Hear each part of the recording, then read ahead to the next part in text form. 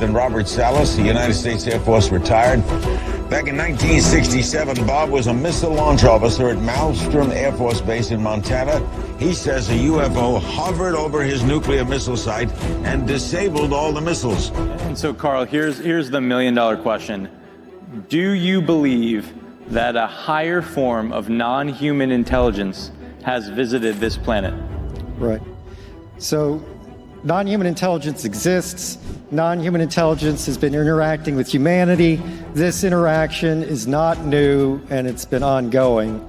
And there are unelected people in the government that are aware of that. Roswell, New Mexico is a quiet city of just 26,000 people. The majority of the population are ranchers or military. And so, Carl, that is quite a bold statement. I'm wondering, and I'm curious, how confident are you that that is true? There's zero doubt.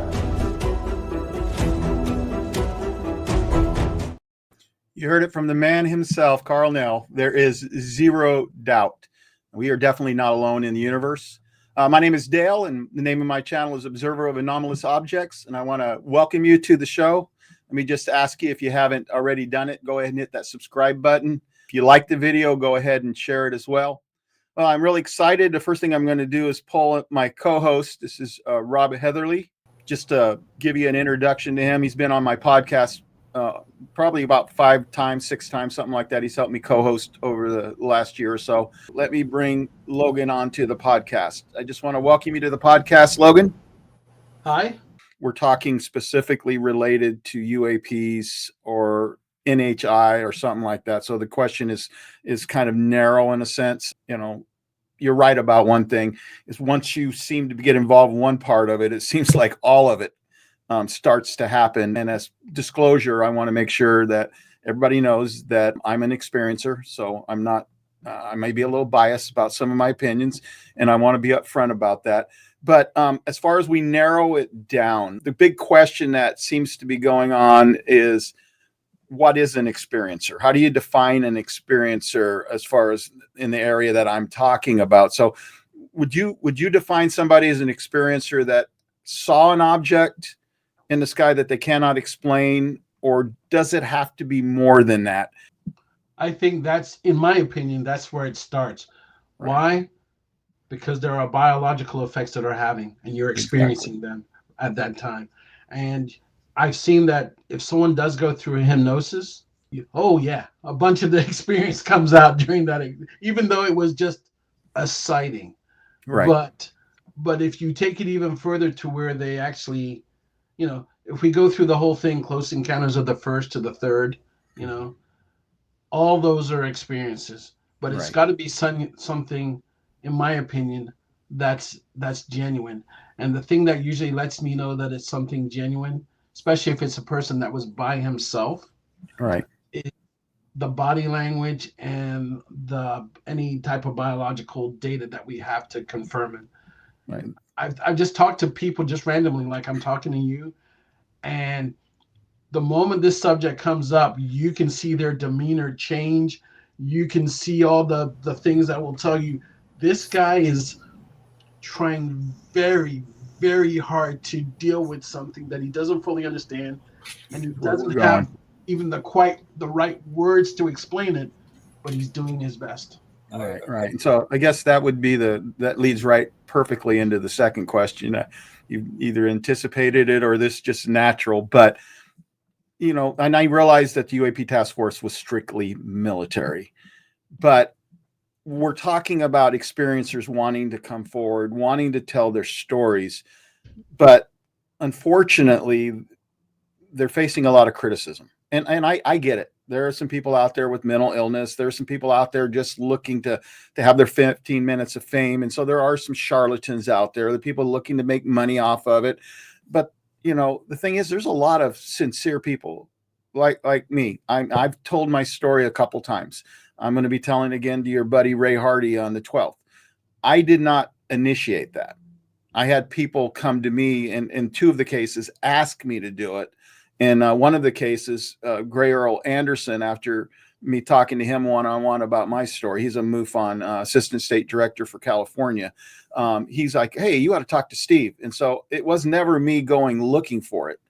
It came to me, and I consider myself a credible person, but there's people like me that are afraid to come out. In fact, people warned me that if I came out with this, maybe it would cost me my job. I don't know if you know this or not, Logan, but I'm a pastor.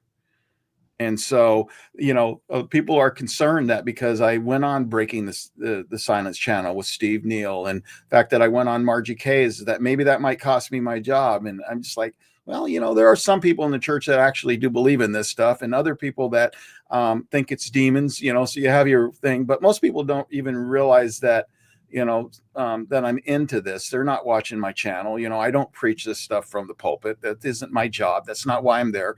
I see myself on one side.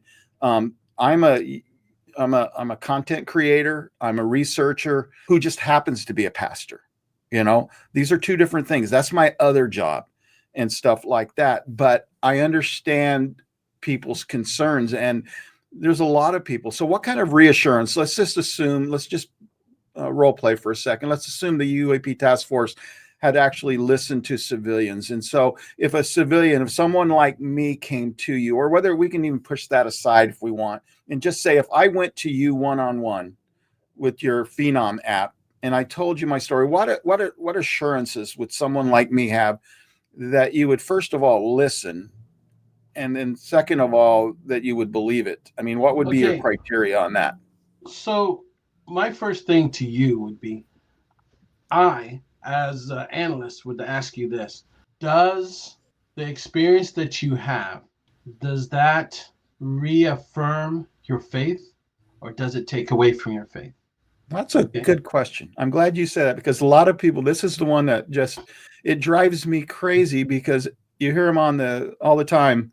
My faith has been transformed. I'll be honest with you. I got a bigger view of God. I don't believe God can be put in one book, but it's not a conflict for me in any way. And I don't think it's a conflict for most Christians, simply because if God could create people on one planet, if you believe that anyway, then why couldn't he create people on other planets? And to me, it seems insane. In fact, I've had friends say comments like this: why would God only create life on one planet? Because if that's what he did, look at all this wasted space out there. Yes, and I think Carl Sagan and several others have said that. And that's limiting an omnipotent God of omnipotent time, or of eternal time. That doesn't fit the description. Okay, yeah. So let's take away the part that where you're not a pastor, you're just a regular Joe. Right. Yeah. Everybody's a regular Joe, including a pastor, but you know what I mean. Yeah, so exactly. If you they talk about, if you have extraordinary evidence, you need extraordinary proof. I think that was the simplest way they could explain that to everybody, because if not, you're going to have this debate. If I say I saw a blue car go down the street, everybody's going to be like, okay, yeah, I've seen blue cars go down the street. If I say I see a UFO going down the street, they're going to go, yeah, you got any proof for that? Where's that extraordinary proof? Okay. Mm-hmm. But now as we talk, the idea is to find out, are you repeating something that you heard?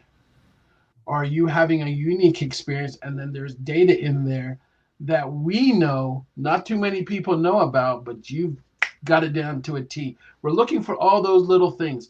We're looking at your body language and everything, because I'm telling you, everybody that was on the task force, although we were looking at military, once people figured out that we were on the task force, they came to us with their stories. So we had to deal with them as well, and try and get a feel for what it was that they experienced, how they experienced it. Were they in a group? I got a family in Australia right now. They saw like 30 plus orbs come down. It was the husband, his wife, and their little kid. And they said these orbs just came down, started spinning around, doing all kind of crazy stuff. Then they kind of lit up and then went away. And they're like, what did we see? And I was like, I don't have a good answer for you. But that's why we take everything in, and kind of what's his name, Art Bell, not like, kind of like Art Bell, where it doesn't matter how crazy the story sounds, let's accept it as this is your truth, and then we try to validate your truth. so that we can put it onto a more holistic picture. Because it could be that what you saw, you may have experienced something for 20 minutes and then it went over the hill. And on the other side of the hill, another person experienced it for another 30 minutes, but you guys don't know about each other. Right. All right. Now we got to put that picture together and we can sit there and go, hey, there's more here than what meets the eye. I think, kind of like the Zimbabwe incident, I think there was a deliberate effort to talk to children, to prepare them for something. I don't know what, so don't ask me. I just think there was a deliberate effort. Could you tell me what you saw on Friday? The silver thing in amongst this clump of trees. We saw this black figure running. His face was like this and his eyes were down here. I just thought it was some kind of alien from a different planet. When you looked at those children, they were absolutely credible. And whereabouts was it? In the trees over there. There was a big group of kids pointing and making a noise and shouting and screaming. And I think there was a deliberate effort also to understand our religion here on earth. So pastors like Dr. Michael Carter and others that have pastors that have had experiences, okay? And I think there was an effort for them to understand us, our belief systems, why it's made up the way it is. Because I used to hear people that used to tell me anything bad, the devil had to do with it. And I was like, okay, well, you're, all right. And then there were some people that didn't believe the devil existed, but they believed in God. And I was like, you can't have one without the other, okay? We're fallible. We're going to make mistakes. We're going to make judgments, and it's all based on how we grow up. But back to your point, the thing is, we're not going to call you out as crazy or anything like that. If we're really interested in the data, all right, what we're trying to do is find the core of what you're talking about and the outliers of what you're talking about, and connect it to other experiences so we can better understand the phenomena, whether it's the cryptid, whether it's the paranormal, or whether it's the UAP. And I found something out really interesting. I went to Seaside, Oregon to a paranormal show that's coming up here at the end of March. I usually go there. I've been going there for the past 3 years. Remind me, maybe I can meet you there. I live in Oregon. Okay, I don't do the woo stuff. I keep telling everybody, but because I'm black, but I understand the woo stuff is a part of the experience, so I accept it. All right. And I had 2 older Asian ladies there. They came to me with this beautiful blue orb in a picture. And I said, what happened there? And she said it came into her room. She screamed. Her son took a picture and then it went back out. But she said she thought it was a living and breathing thing because it kept doing this thing. Yeah. And it stayed there for like 5 minutes, but she wanted answers. And I felt so bad I couldn't give her anything, So we're all in this search together. There are people that know more than others. But the only way we're going to figure it out is unless we collaborate, have people like you talking to the right people, sharing your experience so that other people will hear what you say, Dale, and go, oh my God, Dale experienced the same thing I did. Oh my God, and mine did this unique thing over here, and his did this thing over here. And the more we address the issue, Congress and other people have to address this. Remember I told you about the 6 degrees of Kevin Bacon? All right. Take this into consideration. Think about how many people there are in Congress that have not come forward. Right. 400 and some members. 1 to 3% of the population that may have been abducted. Right. So if you think about it, there's a bunch of people in Congress that they don't understand the phenomena as well. They want answers, but they're leaving it up to us to push the issue forward. That's why what Lou did was so courageous, and others, everybody's taking a step like you two as well. As we want this to be something that is as common as, hey, did you like your latte today? Right. I want that'll lead us to our next question. But I want to say one thing. I don't think that most experiencers are like, well, you have to believe what I say, because to be honest with you, so much of it is hard to document. It's things that happen in a split second, or they happen, or you don't have a camera, you don't, stuff. I think what we want is respect, because I think that's the thing that really gets to us the most, is when somebody makes fun of an experiencer for saying something that sounds crazy. But let me tell you something, when it happens to you, it isn't crazy anymore. I mean, and there's some stuff that have happened to me that if it hadn't happened to me, I don't think I would have believed it. I absolutely don't think I would have believed it, but I would have respected the person at least. I had a guy that I was totally disbeliever on aliens, UFOs, and all that stuff.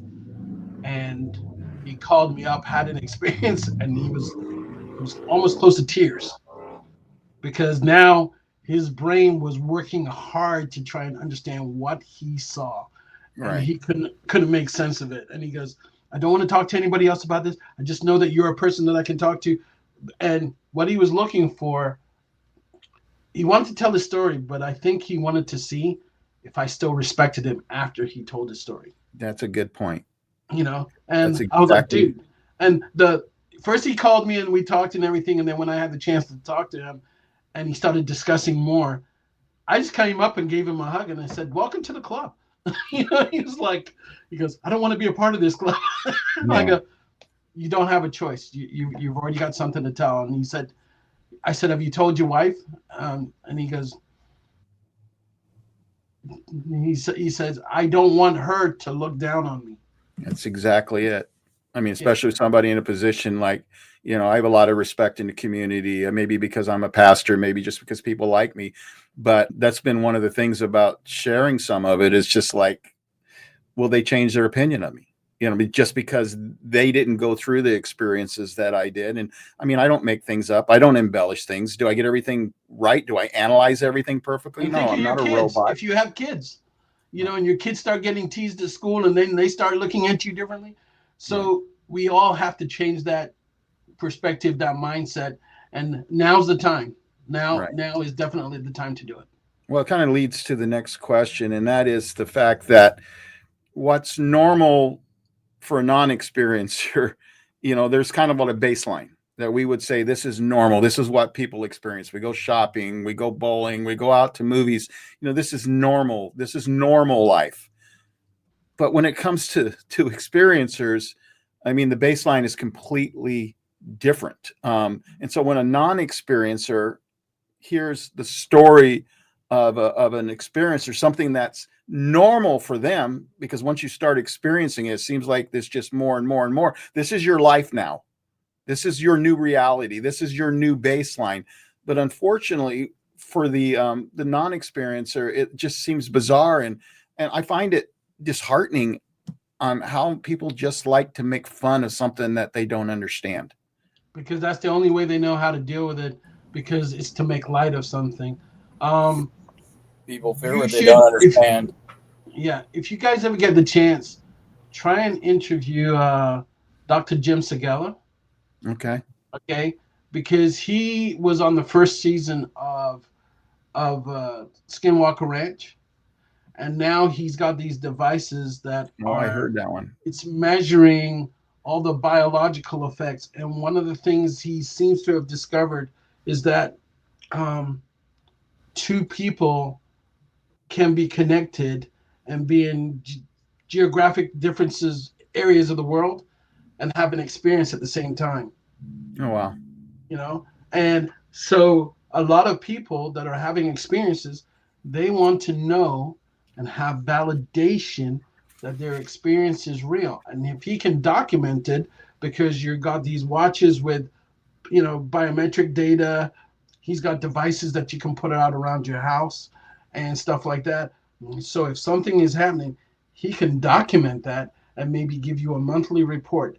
Did you notice that there was this spike on this day when you were doing whatever, or when you saw this, did this trigger anything? Because we saw you had a major jump. And it could be that he could get to the point to where right after you've had something, what I would like to be able to do is, especially if I was working with him, which I hope to do, if I see a major jump in their biometrics, I want to call that guy in or woman or whoever and find out if they're okay, because they may be suffering from some serious PTSD issues. Right. That's a good point.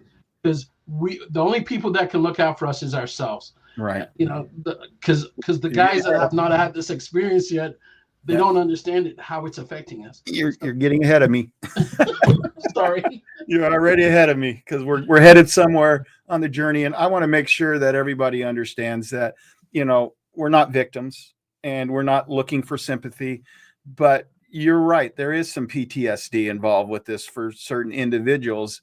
And I think that's one of the challenges is for someone who hasn't had the experience or hasn't gone through trauma because of the experience, or sometimes the trauma comes not from the experience itself, but from the way people react when they tell their story. Sometimes that's the trauma. They're opening their hearts up. They want to be heard. They've got something that they just can't make sense of in their mind, and they're looking for help. And unfortunately, as the chart's going to show us here, people that haven't had the experience, a lot of times they are either re-victimizing the experiencers, or they just don't have a clue how to answer it. I'm going to go ahead and enlarge this so that everybody can see it a little bit better. There's group A, group B, and group C. Normally, when an experiencer first has their experience, or the first time they're cognitive of it, there's a group of people that they will go to. And normally, this is the traditional support system here. And so normally it's like you're going to start off with a family member. You're going to tell a family member, or you're going to tell a friend, or maybe you're going to go talk to the doctor or nurse or something. Maybe especially if you have a biological, or you're going to go talk to a therapist, or maybe you're going to talk to someone like me, like a pastor or something like that. So group A has a lot to do with the traditional lines that we go through. And it can include, like, if you're in the military, I mean, what do you do when you're in the military and you have a sighting? Well, some people report it. Most people don't, because they're worried about the repercussions. Or, you know, I think about in the old days where people used to call the military when they saw something. I don't think we do that anymore, because of things like Arrow, where we're just afraid that if we do, they're going to bury it or whatever. But you have the traditional lines, and most experiencers, as they're trying to deal with the trauma, as they're trying to deal with this new reality they're living in, that totally fails them. So you are 100% right. In some cases, people that have reported sightings, they reported that reporting it was more traumatic than the incident itself. Yeah. Now, I know that there's a couple military guys that told me right off the bat they saw something when they were not involved in anything military. They were like on vacation, on leave, whatever the case may be. And he and a group of other people, or she and a group of other people, had an event. He started having dreams about it, started trying to figure out what's going on here. This is not right. They go to a military psychologist, and we need help from them. But they go to a military psychologist, and the military psychologist or psychiatrist is trying to convince them that what they saw was not real. Right. And the only thing that kept them anchored were the people that saw it with him. Yeah. That's so now he's not trusting, or she's not trusting the military, but this becomes his support group. They may not want to talk about it, but when he approaches them and says, "Hey, remember that thing? Yeah, we remember, da da da da da," and then they discuss it, he feels calmer. He feels like he still has the respect of his friends, so he's good. But when he's inside that doctor's office, sitting in that chair, they will tell you they feel like they are the most vulnerable people in the world, like a little baby, and they don't like that experience. But because they came out and said something, now the doctor's asking them to come back, and is trying to tell them that what they experienced was not real. Right. And it doesn't help them. So we need to get a group together of not only psychiatrists, psychologists, but in that support group, hopefully people like a pastor or somebody else that that has had an experience that can relate, so that we can send people to these people and say, here's where you can share your story and still walk out with your held high and say, yeah, I've done what I needed to do. I reported it and I'm good. Right. We're heading toward that's going to be Group C. Let's go ahead and look at Group B real quick, though. This is normally the transition that a lot of experiencers make, is they try the traditional approach, and then the next thing they do is maybe they get involved with people within the UAP community or the UFO community. And in this group, a friend of mine named Ann created this chart, and I thought it was an excellent chart to explain. This is really about the plight of people who have had trauma and experiences. And so the traditional non-experiencers, really, there's not any help. Sometimes there's even harm because of the fact that they're rejected and they're told, you didn't see anything, or you're crazy, or people make fun of you. The second group can sometimes exploit them as well, but for different reasons.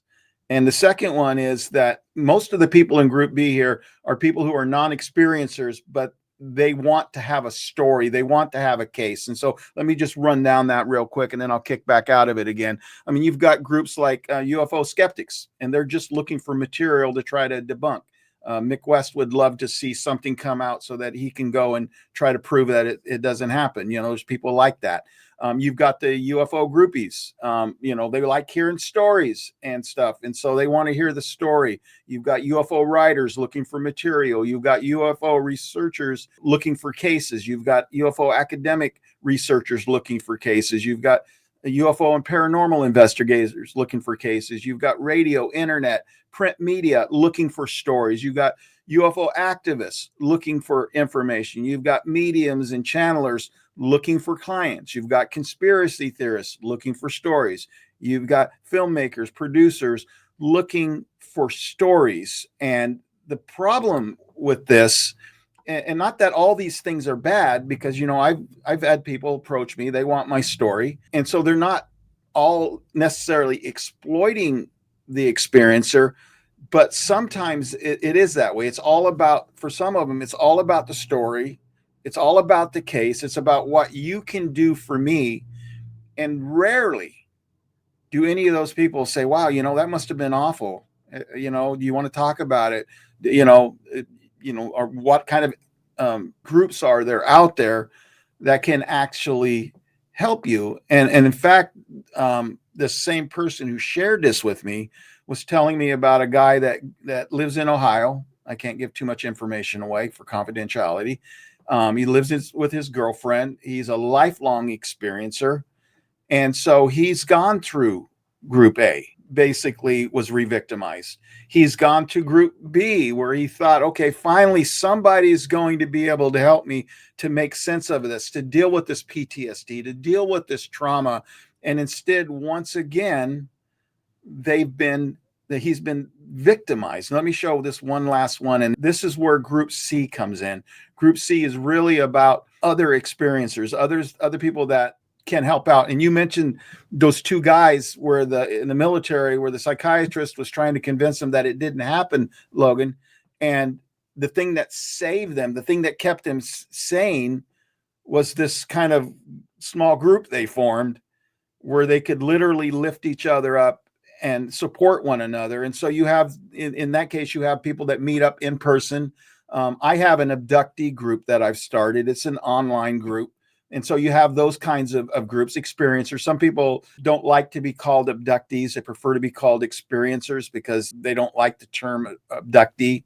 You've got the ERTs, which you are familiar with that. MUFON has that. The experiencer resource teams, Gray Earl Anderson is part of that. You've got hypnotherapists who are sympathetic to experiencers. And believe it or not, there are some traditional therapists who will try to help a client, and they cannot help them because there's this one issue that they can't overcome. And so Yvonne Smith is the one that I went to see, and she's actually had traditional therapists refer experiencers or abductees to her to help us out. There is the Opus Network, and there is a new group that's out, and I'm, Jack Valet, I guess, is involved with it now. I saw on LinkedIn that he was a part of it. It's called Unhidden. and it's to deal with and help the mental health of these people. And I'm stuff. part of Unhidden. You are? What's that? I am part of Unhidden. Okay, that makes always a new group always makes me nervous. I hate it when I hear mental health issues because, sometimes that's stereotyped, because then you think about the people that you were talking about that try to tell you, oh no, it's just in your mind. It didn't actually happen. So I like to vet people. Now that I know ballet is a part of it, now that I know that you're a part of it, I feel better about it. But the one thing it said is about being kinder, treating experiencers kinder. And I just had a discussion with some people, and I kind of feel like that even good people, when they hear something that they don't believe, or maybe it comes from a charlatan, but then they box that phrase up and they associate it with the person that's a charlatan or a grifter. And so if you bring the words up, then they automatically default to that. And I'll just give you an example. The Galactic Federation, for some people that is a hot button. Yes, but I go to them, I say, well, just take the words Galactic Federation out of the discussion. I said, you don't think that aliens could have alliances? I mean, we've got the United Nations, we've got NATO, we form alliances here on Earth. So why is it so hard to believe, and not to mention experiencers have talked about it. Travis Walton, there were gray aliens, there were Nordic aliens, and others have reported seeing multiple aliens in an encounter. But because I used the word Galactic Federation, they were like making fun of it. They were talking about, stuff that just making light of it. And no matter how hard I tried to make it logical and just go, this is not a far-fetched idea. And yet to them, because it was associated with the fringe group, or somebody that's a charlatan or a grifter, they just couldn't accept it. I am totally on board with that. We regardless, we do need to be aware that there are some people that have a hard time dealing with this information, accepting this information, and they lash out with anger, and there's not much you can do about that other than delete them or ignore them. So do you think that's because it mentally they can't accept it? They're not necessarily the kinds of people, because the people I'm talking about are not, none of them are bad people. They're my friends. They're people I like. I think we just have our paradigms that we operate by. And when something comes in that doesn't fit our paradigm, or it comes from somewhere that we don't respect, it just seems like the natural reaction for a lot of people is just to make light of it or make fun of it. It's two sides of the same coin. So think about it. You have your group that cannot accept it, so they lash out in anger. Okay. You have your group of experiences that don't understand what they saw. So when they're trying to tell people, they lash out with anger because they can't find the words to express what they went through, how they felt, all the rest of it. But it's two sides of the same coin. Some of it may come from fear, because if it is real, oh my God, what happens now? And if it's not real, where's the world going to? These people are going down, and they feel like it's their job to save them, and pull them out. We've got people out there that the subject matter is too big for them. They can't compress it properly. So they start lashing out. And that's when I think you start having the crazies on the street or whatever, unless they've been drugged or something like that. They've seen and experienced something so traumatic, whether it was from their childhood or from war or something else, that their mind went poof, and they can't deal with it anymore. All right. And so I think Robin Williams used to always say, be nice. You don't know what that other person is going through. And I try to do that, especially when I'm talking to people, because like I said, when I talk to some of the experiencers or whatever, and I start playing devil's advocate, and they're like, but you weren't there, you didn't see it, well, and they think I'm challenging them, and I'm not. I'm just trying to have a better understanding of where they're coming from and what they experienced. So the groups like Unhidden, anything that we can do for these guys that are having negative reaction to all this stuff, we have to be kinder to them, and we have to help them, or find a way to get them help. And I think that's what Unhidden and a couple other small groups are trying to do. But you got to remember, it starts with us. I mean, just listening is good. Just think about like screen memories, for example. Freud's the one who, as far as I can understand and study, he's the one who came up with the idea that there will be something that was so traumatic in a child's life that they'll create a memory, a false memory, to be able to cover it, I think is how he put it, to cover it up. And so the idea, now that terminology has found its way into the UAP community. And the question we have to ask is, if there is a screen memory where maybe you see an owl, or maybe you see deer eyes or whatever looking at you, did it come from the person themselves, or was it something that the aliens gave them? And I'll pretty much end on this story. This stuff messes with your mind.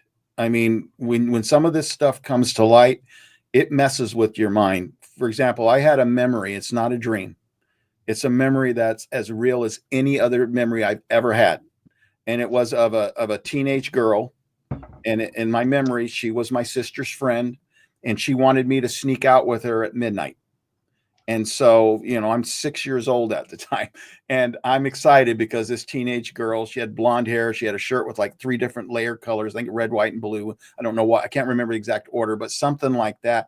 And so that image is in my mind. I've had it my entire life. And all of a sudden, and Yvonne Smith mentioned this after it happened, when I did an interview with her and Mario Woods, that there will be these memories like that, and they make sense for a long, long time. And then all of a sudden, one day, it doesn't make sense. That's what happened to me with that story. I'm on my way to Roswell. I got plenty of time to think, but for some reason it came to me.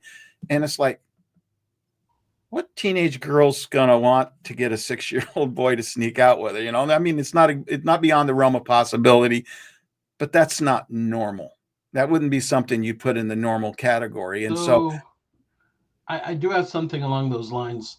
Mm-hmm. First of all, you're spot on. All right.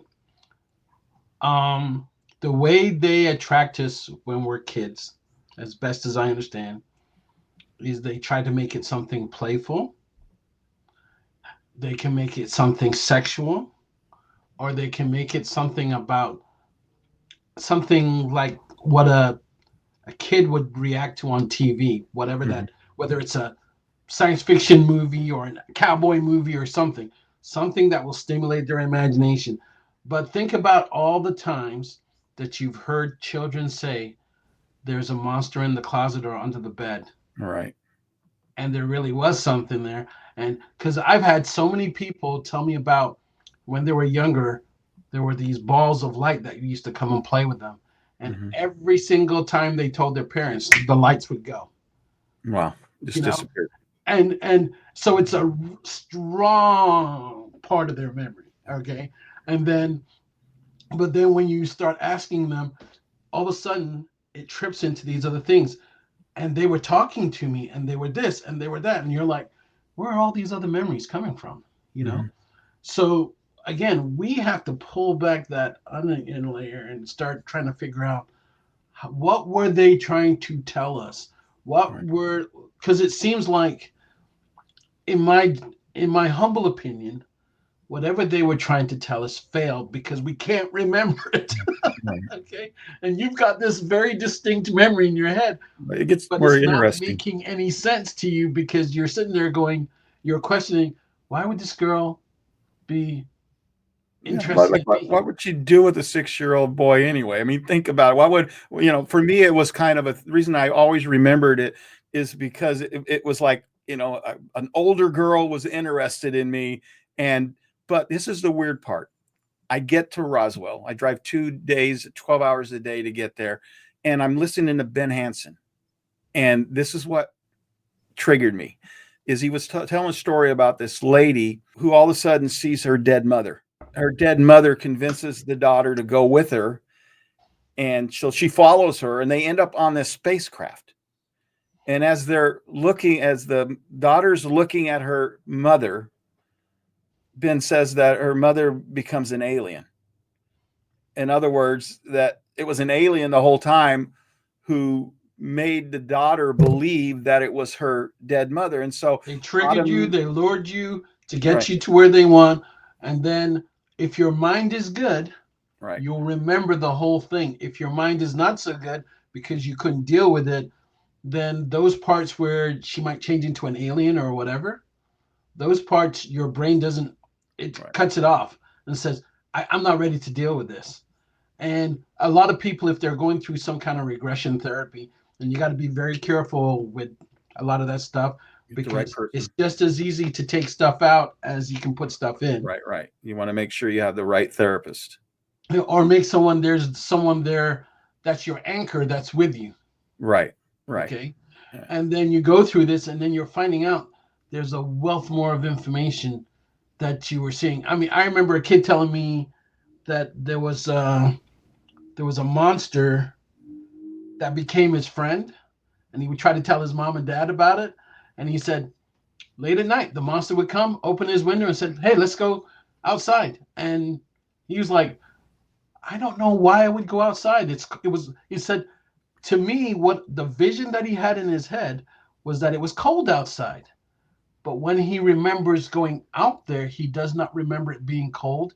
He remembers there was a room outside and there were things on a shelf and all this other stuff. And he goes, it was all jumbled up. And until he went to a therapist, and the therapist was like taking him bit by bit, move a second forward. What are you seeing now? And then he goes, I think it was all an illusion, because he said there was something else there. And they had questions for me, and they were making me do tests, and they were doing all this other stuff. But again, whatever that thing was that they were trying to get across, in my humble opinion, and I'm not an expert or anything like that, I just think something messed up because we're forgetting a lot. Right. And I think someone's counting on that, because that's why we need to build a more healthy record of all the things that are happening, bring it all together, get that holistic picture. And you guys are a valuable part of that. So that's why I was happy to participate in this. Well, this is where the story, like I said, I told you about some of the stuff is really mentally, it can really affect you. Is after that, I decided, I went back to my hotel room and I called my sister up, because I'm going, and then I started wondering if the girl was real after hearing that story, because it didn't make sense. And then Ben said that. And so I called my sister up and I asked her about her friend who spent the night, her teenage friend. And that's when my mind was absolutely blown. And it really bothered me, because that memory, I'm not exaggerating a bit, that is as real as any memory I have. And so if that memory turns out not to be true, then your mind's spinning, going, well, how do I trust any other memory I have? Because that one was locked in. I remembered it since I was 6 years old, because like I said, it was kind of made me feel really good that a teenage girl. But I called my sister up and she says to me, she says, I didn't have any teenage friends. And then she said, none of my friends ever spent the night. And so the next logical question was asked, well, did we have any teenage babysitters? And she said, no, the only babysitter we had was an older lady who was African-American. She was Black. And so, you know, it obviously was not the same person. And so it was in that moment that I realized that, you know, that this girl didn't exist, that this was some kind of a screen memory. And there's reasons for it, because when I went up in the bed in my memory, waiting for this girl to go to sleep, there were other things that happened under hypnosis that I figured out. But the other weird thing that I still remember, two things. First of all, that when I got up the next morning, and I always felt bad because I thought I fell asleep, she wasn't there. And so if she spent the night, why wouldn't she be there when I got up the next morning and stuff? But the other thing was just the fact that it was just transformative, in the sense that even under hypnosis, I could not get any more about the girl other than what I could remember consciously. The story did not go any further. I saw her going into my sister's room. Our room was next door, and saw myself going into bed. But we tried 2 or 3 times and could not go any further with it. And so that I absolutely believe that was a planted memory because it didn't go anywhere. Yeah. Other than the initial what I remembered. So this is not something that's cookie cutter and all this other stuff. There's so many variations of it and experiences that people go through. There's a reason though. I'll explain Yeah. it. Yeah. So we have to kind of, like you were trying to say, we have to be nice, be kind, Right. and work with each other, or else if we discount those things, we're never going to get to the truth. Right. Because when I was on the top bunk and went under hypnosis, like I said, that was it. But the next thing I know, I see an owl as well. I see a light behind me. And the crazy thing about it is there are no windows in that room. So I couldn't tell you what the light was.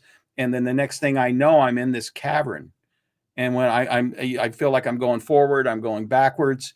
Pretty soon I come out of the cavern and it's a stinking, there's these big old mountains like this. They're pointed and they're just rows of them all around. And all of a sudden I realize I'm on a rock planet. And so at least my opinion, it's just my opinion, is that screen memory was put in there to block the memory of going to that planet so that I wouldn't remember it. And sometimes when it comes to memories, it isn't that you're not supposed to remember it, but you're not supposed to remember it right now. That maybe later on there's some time that you're supposed to remember it. And a lot of experiencers feel like they have a sense of duty or calling. I can't tell you for sure, but I definitely, and Rob and I have talked about it. I feel like I've been called to this community. I've been called to be a content creator. I've been called to be a voice in the community. And so why did it happen now? I don't know. I have no answer for that. I feel the same way about my app. I feel like I'm supposed to contribute something, but I don't know what. So the only thing I could think of was the app. And if it brings people together underneath that auspices, then I feel like I've done my job. And maybe that had something to do with your experience as a kid. Maybe they planted something in your mind that you're supposed to fulfill something in the future. And it doesn't mean it has to be life-changing, but it's a purpose that maybe that, you're supposed to do this. I'm supposed to do this, that there's a plan that maybe we don't know. And we talk about God having plans, and how God fits into all of this. I'm not sure either, but I absolutely feel like I'm being led somewhere. And I can't tell you 100% where I'm being led, but I feel like I'm on the right track. I'm going exactly, heading in the direction I'm supposed to go, and we'll just have to see where it ends. There's a term called the invisible hand, and that term is supposed to be a way that it is connecting all of us from our unique experience to an overall bigger experience. And it's bringing us all together because maybe you talking to Rob is going to open up more memories. It's going to trigger different things. You talking to me, maybe if I had showed you the picture of the thing that I saw when I was a kid, it might trigger your memory. But somehow these things are bringing people together. Right. And the idea is there's a reason for it. It wasn't random. There was a reason behind it. And that's the best I can come up with. I mean, I've known Rob now for a while, and Rob has been a wealth of information for me to try and figure out certain things that are going on, and for me to sit there and say, hey, maybe we can do something to help this person out over here, because part of the taking of the information is the giving of assistance to others to help them out. And I seem to think that we're all on that. I had a near-death incident in 2001 where I should have been killed in a car crash. And what I understood was that God was down in the bottom of the ravine where I was bleeding out upside down in the dark, told me that I needed to get out and get help and get on with my life. He wasn't finished with me yet. So I feel like this was part of my calling of what I was meant to be doing with the life I was spared to give back to humanity. And that's what I've been trying to do ever since. Right. So I feel like I was led to this as well. Well, you got a gift, definitely, Rob. You've got a gift of being able to really get in there and narrowly focus and research. And we see it with the Wikipedia scandal that was going on, Wikigate, I think I labeled it, and the guerrilla skeptics and stuff. I've got a lot more research that's a lot more meaningful than that. Well, this was just kind of a side thing I stumbled into, but it's not what I really wanted to be known for. Yeah. But Well, maybe I've got some projects I'm working on that pretty mind-blowing of research related to this that I hope will come out at some point. Yeah, it'd be nice to hear it. I'm going to go ahead, and this is almost 2 hours, about an hour longer than I planned, because it's going to take twice as long to edit it. But I want to tell you guys, both of you, how much I appreciate you being on the podcast. We can stick around for a few minutes and chat once it's over, but I'll go ahead and switch it over just to me right now. Once again, I hope that you enjoyed this podcast. I thought we just had an amazing conversation. If you like it, though, let me just encourage you once again to go ahead and subscribe. You can really help the channel out by going to YouTube to the actual link and sharing this podcast, because then it will help with the algorithm on YouTube. So anyway, once again, I want to tell you how much I appreciate you being on the podcast, how much I appreciate you guys both joining. I thought it was an awesome podcast. Thanks. Thank you. Thank you.